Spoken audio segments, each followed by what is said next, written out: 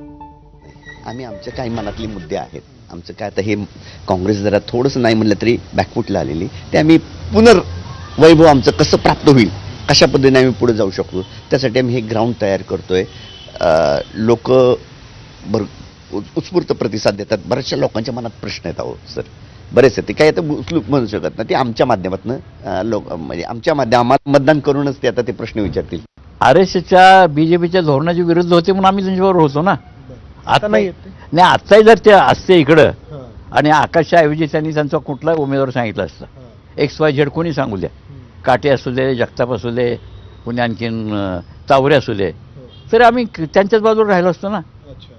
पण त्यांना म्हणजे आत्ता जसं जसं वय होत गेलं तसं जसं शरद पवार हे घराणे म्हणजे त्याचं जे ज्याला म्हणतात ना, थोडंसं हे राजकीय विचार बाजूला सारून की आपण कसं वैचारिक भूमिका जी असते सरंजामदारी वृत्तीत ते गेले. नीट लक्षात, माझं पुढं जाऊन असं म्हणणं आहे की 2020 सालापासून किंवा 21 सालापासून आपण जे पाहतो ते सरंजामदारी म्हणजे आपलं एक पिढ्यानपिढ राहिलं पाहिजे. तर हा विचार तो जर तुम्हाला मान्य, हा डेमोक्रेसीला घातक विचार आहे.